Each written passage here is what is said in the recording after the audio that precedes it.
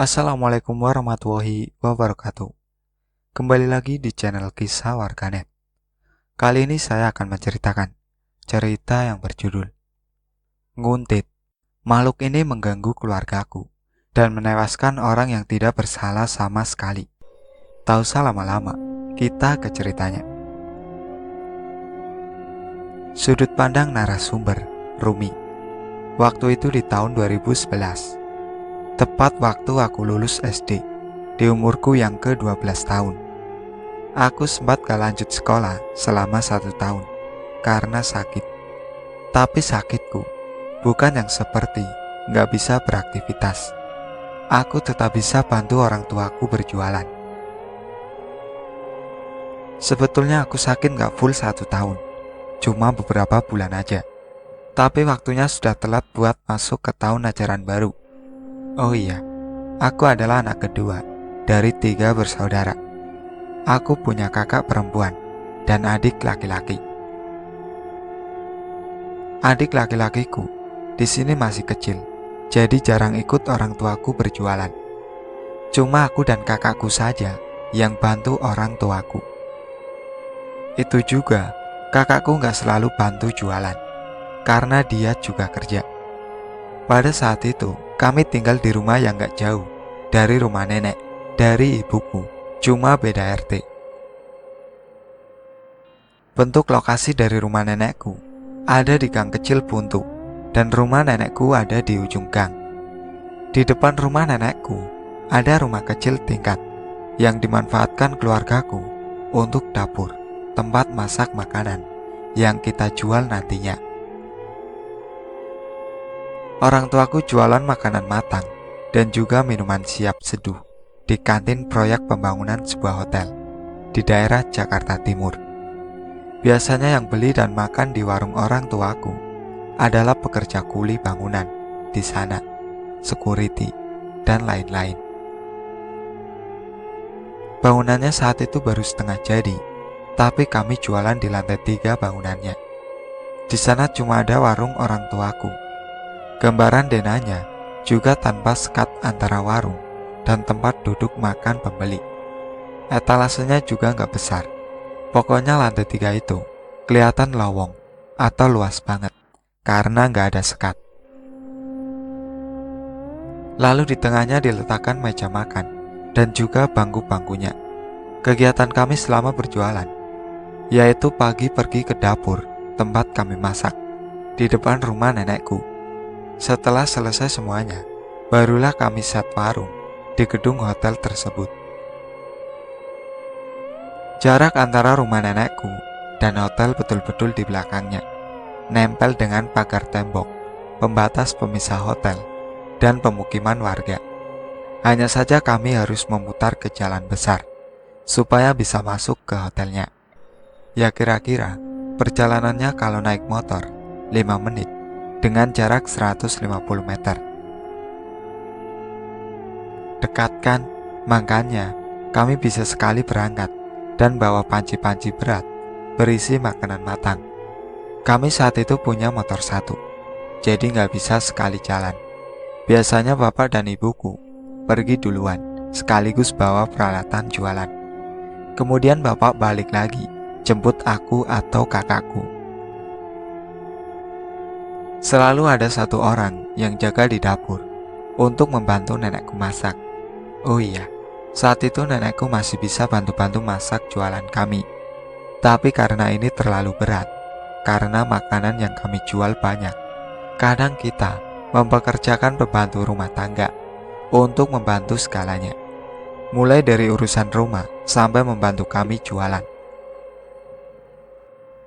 Singkat cerita, pada saat itu keanehan pertama yang aku rasakan saat berjualan di sini. Posisinya siang hari. Cuma aku dan ibuku yang ada di warung. Tempat duduk di depan nampak sepi. Belum ada yang istirahat karena belum masuk waktunya makan siang. Tiba-tiba waktu aku lagi sibuk dengan HP-ku, ada yang bilang di depan tempat orang biasa pesan. Dia bilang, "Mbak, kopi hitam 1 ya," kata pembeli itu. "Iya," sahutku segera, sambil cepat-cepat juga menoleh. Tapi gak ada siapapun. Karena aku bingung, aku tanya ibuku. Bu, dengar gak tadi ada yang beli? Atau lihat gak? Tanya aku ke ibu. Enggak, gak ada orang, kata ibuku. Yang benar, tadi barusan ada yang pesen, Bu, kataku yang akhirnya berdebat. Gak usah aneh-aneh kamu, orang gak ada, kata ibuku. Ia memang seorang yang menakut. Padahal aku cuma minta kejelasan aja. Tapi memang lama-lama merinding.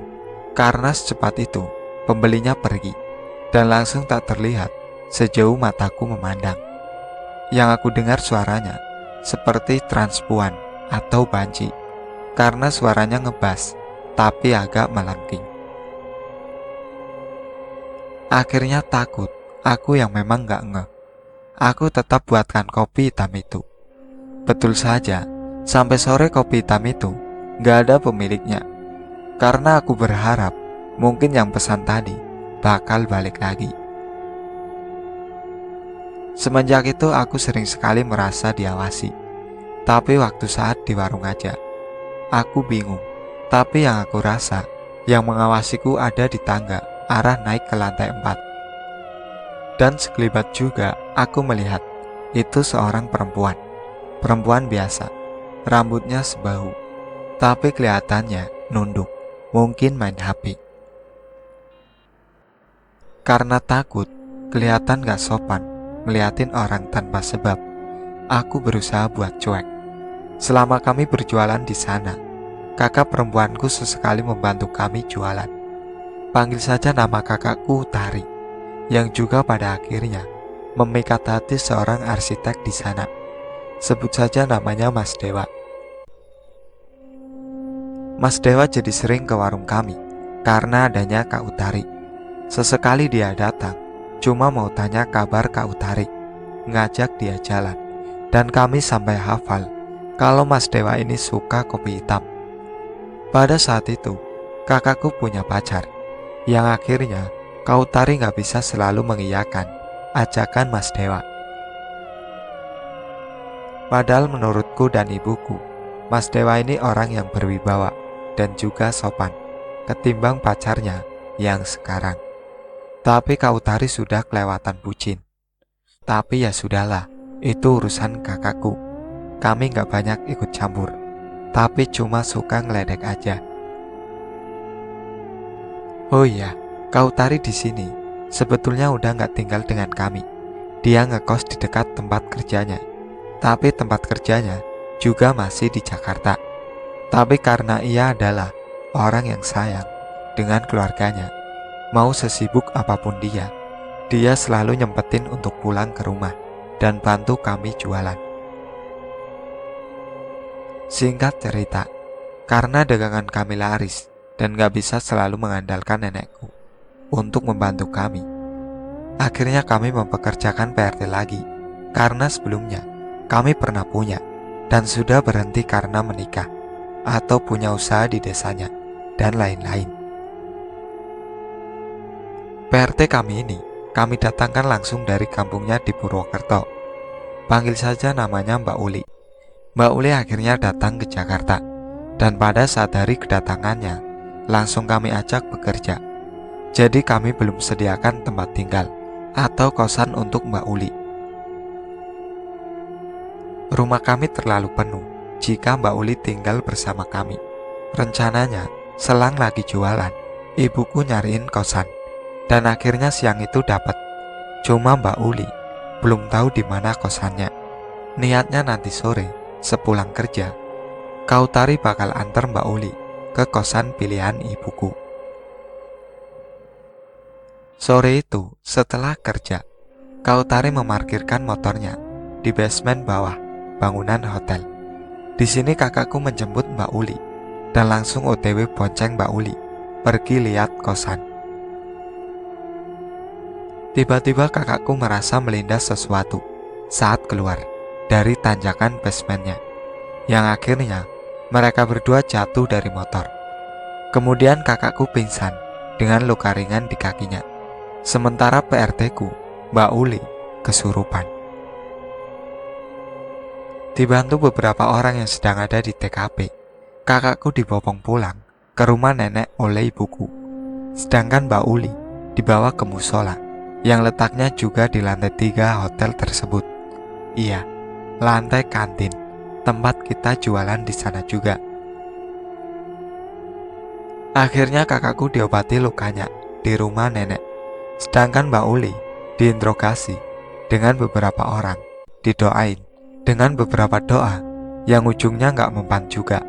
Akhirnya datanglah seorang ahli agama.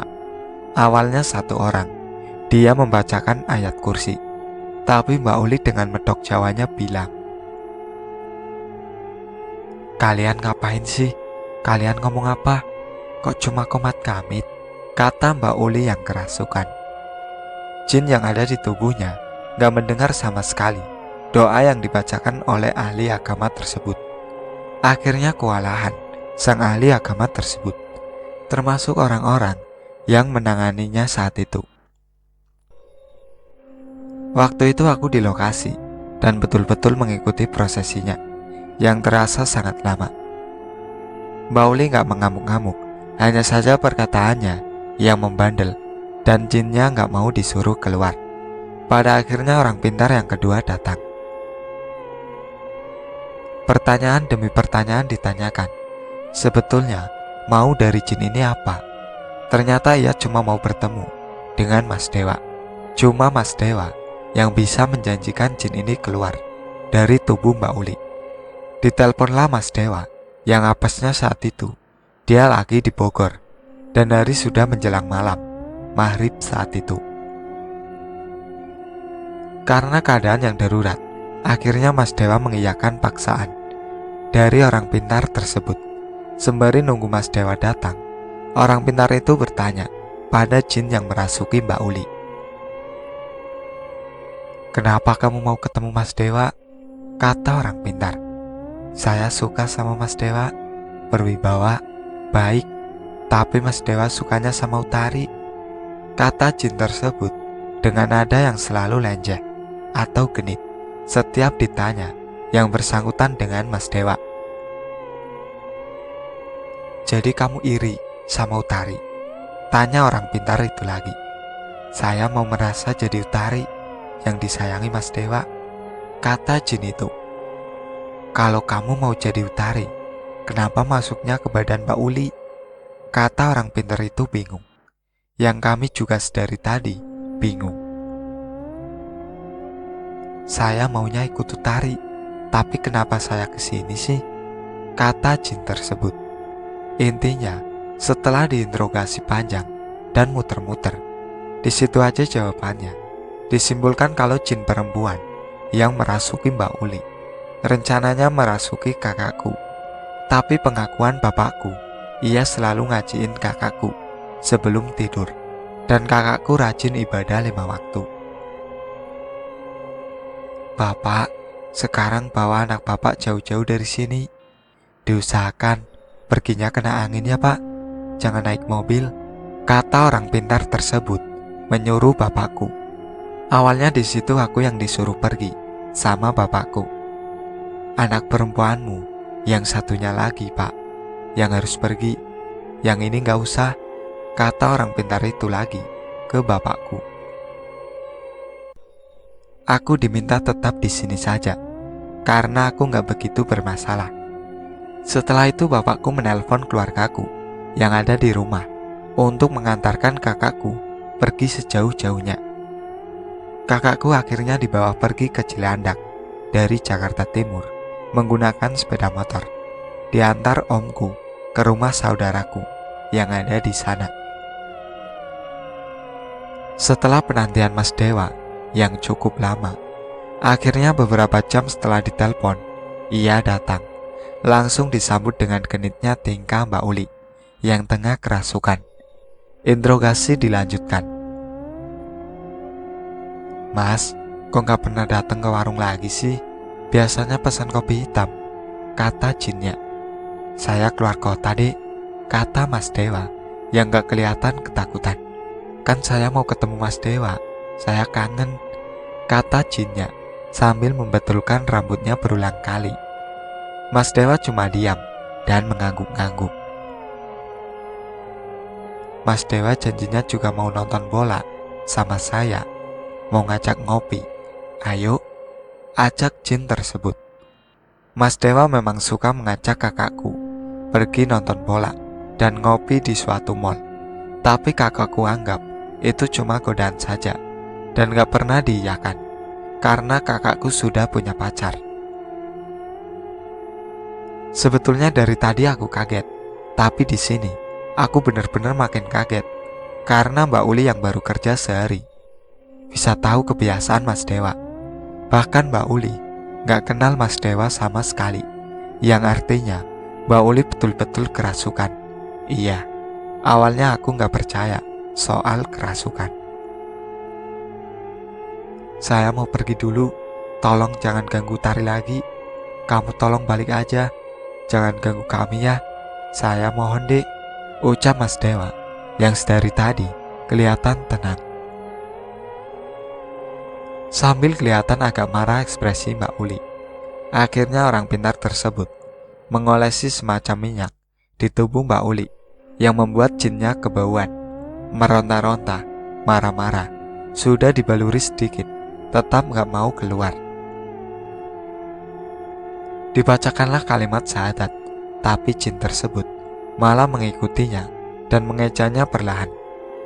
Asyhadu alla ilaha illallah. Udah gitu aja. Betul-betul bikin jengkel tingkahnya dan betul-betul sulit untuk diusir. Akhirnya mau gak mau disiram minyak sebanyak-banyaknya sampai tumpah ke karpet musola. Karena tumpahnya ke karpet, saking geramnya, orang pintar tersebut sampai meraup karpet tersebut dan diperas supaya minyaknya keluar lagi, dioleskan lagi. Akhirnya tubuh Mbak Uli melemas dan pingsan. Selepas prosesi tersebut, Mbak Uli akhirnya kami rawat di rumah. Setelah sadar, Mbak Uli nampak seperti linglung. Gak lama kemudian, Mbak Uli sakit. Yang aku sendiri sulit mendeskripsikannya itu penyakit apa. Intinya ia selalu melamun, badannya yang semakin kurus. Gak jawab saat diajak bicara, pandangannya selalu kosong. Soal kakakku yang dibawa ke Cilandak itu, ia cuma menginap 2 hari. Setelah itu kakakku pulang, tapi memang gak ketemu dengan Mbak Uli karena kakakku ngekos dan kerja. Lagi pula, kakakku diminta untuk gak nemuin Mbak Uli dulu. Karena Mbak Uli dirawat beberapa hari, tak kunjung sembuh. Akhirnya kami telepon keluarganya yang ada di kampungnya, dan Mbak Uli diminta orang tuanya untuk dibawa pulang saja, dirawat keluarganya di kampung. Kerap kali bapakku menanyakan kabar lewat telepon ke keluarganya. Jawaban keluarganya, Mbak Uli masih sakit dan selalu menceritakan tentang kakakku. Mbak Utar itu kalau ngaca suka ngeliatin matanya, ngeliatin alisnya. Begitu terus yang diceritain Mbak Uli pada keluarganya.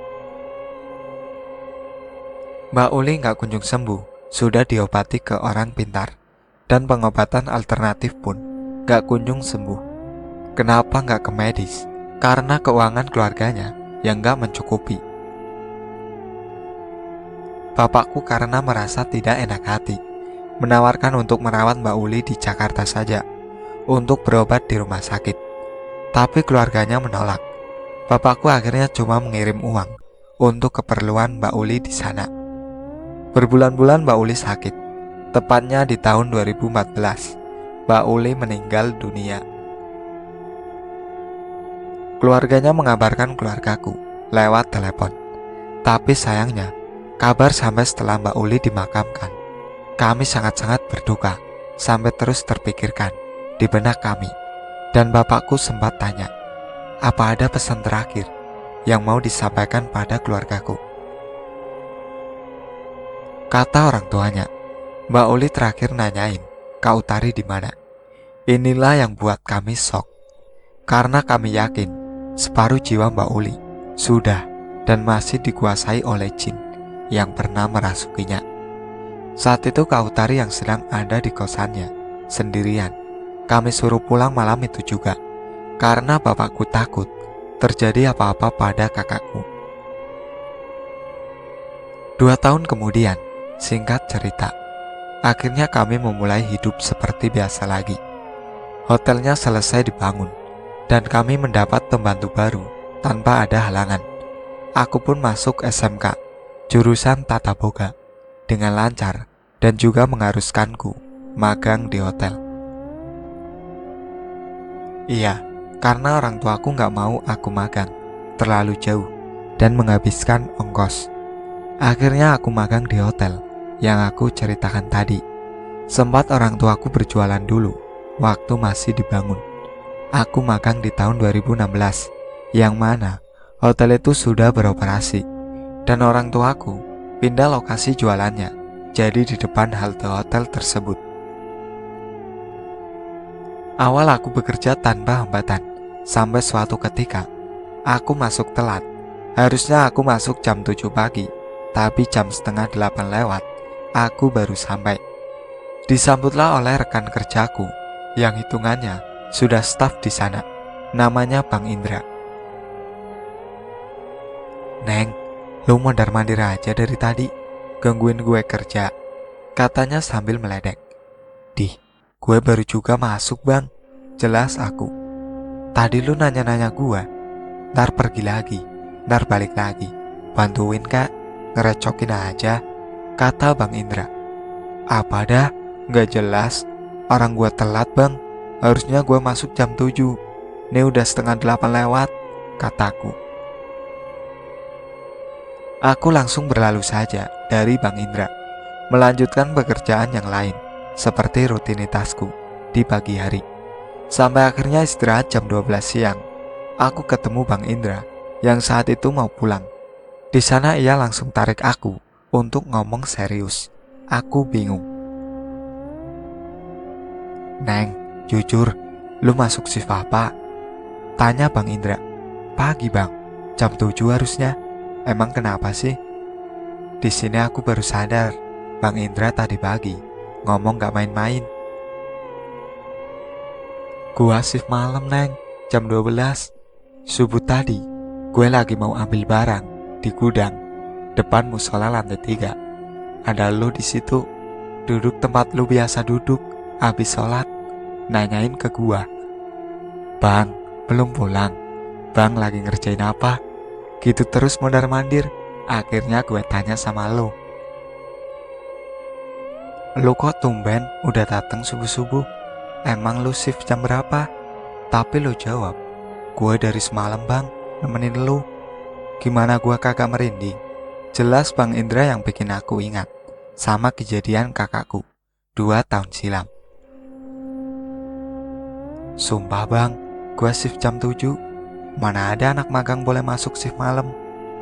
Tanya aja Kak Pipit tuh, dia shift bareng aku. Dia malah tahu aku telat no." Jelas aku yang buat Bang Indra udah gak bisa berkata-kata lagi. Sebetulnya aku suka pakai sepatu di bangku depan musola itu, dan kadang setelah sholat aku suka main HP di sana, ngobrol sama temanku di bangku itu. Aku akhirnya menyimpulkan jin yang dulu merasuki Mbak Utari masih di sini karena ia sering mengamati kakakku dan aku. Karena kakakku gak pernah lagi ke hotel itu, jadinya akulah yang dikuntit. Kakakku juga cerita padaku dan keluargaku sebelum kejadian kesurupannya almarhum Mbak Uli, ia seringkali diamati dan dikuntit sosok perempuan di tangga naik ke lantai 3. Justru kakakku pernah jelas melihat sosoknya, tapi seperti perempuan biasa dengan ciri-ciri yang sama seperti aku lihat. Rambutnya sepundak, memakai baju terusan selutut, warna coklat krim terang. Di sini aku berasumsi sebetulnya perempuan itu pakai baju putih gak sih? Tapi kotor tanah, jadi warnanya krim terang kecoklatan. Orang pintar yang pernah mengobati Mbak Uli juga menjelaskan kalau jin ini seringkali ingin merasuki kakakku atau menyerupai kakakku. Tapi jin ini sering terkecoh denganku karena perawakanku mirip sekali dengan Kak Utari. Setelah kejadian itu semua, kakakku menikah dengan laki-laki yang bukan Mas Dewa atau pacarnya yang dulu, melainkan atasannya waktu ia kerja. Ia menikah dengan lancar dan suaminya pun penyayang. Dikaruniai seorang anak perempuan kala itu. Sekarang anaknya sudah 2. Ada cerita lagi soal anaknya yang sampai sekarang gak bisa aku lupa. Entahlah ini ada sangkut pautnya atau enggak, tapi aku masih positive thinking aja. Mungkin semua anak kecil bisa melihat makhluk tak kasat mata. Anak kakakku, sebut saja namanya Salsa, saat itu umur 4 tahun, baru masuk PAUD atau kindergarten. Aku seringkali disuruh Kak Utari mengasuh Salsa waktu Kak Utari mau ada acara keluar dengan teman-temannya. Oh iya, setelah kakakku menikah, kakakku tinggal bersama suaminya di rumah warisan orang tua suaminya. Lokasinya gak terlalu jauh dari rumahku, cuma memakan waktu 15 atau 20 menit ke sana. Salsa seringkali ngomong sendiri, tapi lama-lama aku merinding juga. Aku anggap aneh karena Salsa selalu ngomong sendiri, menghadap tempat yang gelap, dalam lemari piring, atas tangga, dan lain-lain. Pernah waktu itu aku gak tahan, mau buang hajat.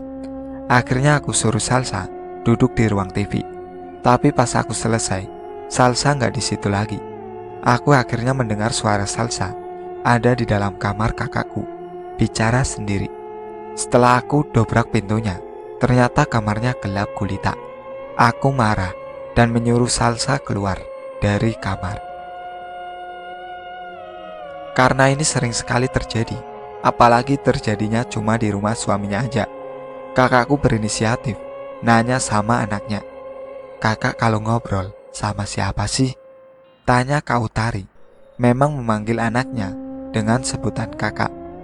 "Sama papa," jelas Salsa. "Teman Salsa kali, kok mama gak lihat? Papa kan lagi di Lampung kak," kata kakakku. "Sama papa orang sama papa," kata Salsa. "Yang bener jawabnya ah, teman kamu kayak papa," tanya kakakku bingung. "Enggak mama, itu papa, tapi papa jalannya begini nih," nyontohin jalan sambil membungkuk dengan bau agak diangkat. Penjelasan Salsa di sini didengar oleh nenekku yang punya sedikit kebiasaan. Itu yang dilihat Salsa, hari-hari bapaknya Utari. Hari-hari itu berbentuk menyerupai yang punya, malah bajunya disamakan dengan apa yang dipakainya di hari itu. Tapi sikap dan tingkahnya kayak anak kecil, jelas nenekku. Aku akhirnya makin gak mau lagi ngasuh Salsa sendirian. Gimana pun pengalaman ini betul-betul aku ingat dan gak bisa aku lupain sampai kapanpun. Perasaan bersalah kami sekeluarga tentang Mbak Uli, ketakutan akan keselamatan kakakku, dan takut ada ancaman di keluarga kami lagi setelah peristiwa itu. Aku menceritakan ini kepada sedikit sekali orang, bahkan temanku. Baru aku ceritain sekarang, 4 hari sebelum tweet ini di-share. Tapi gak sedikit dari mereka yang menyimpulkan kalau Mas Dewa niatnya menyantet kakakku supaya kakakku sukain Mas Dewa balik. Karena buktinya Mas Dewa terlihat tenang waktu di hadapannya dengan jin yang masuk ke tubuh Mbak Uli. Ya, bagaimanapun niat orang, aku mau minta kalian tetap berdoa, meminta perlindungan dari Yang Maha Esa. Aku mau meminta doa juga pada kalian pembaca untuk mendoakan almarhum Mbak Uli. Al-Fatihah. Itulah akhir cerita dari cerita yang berjudul Nguntit. Sekian dari saya. Wassalamualaikum warahmatullahi wabarakatuh. Jangan lupa like, komen, dan subscribe channel ini.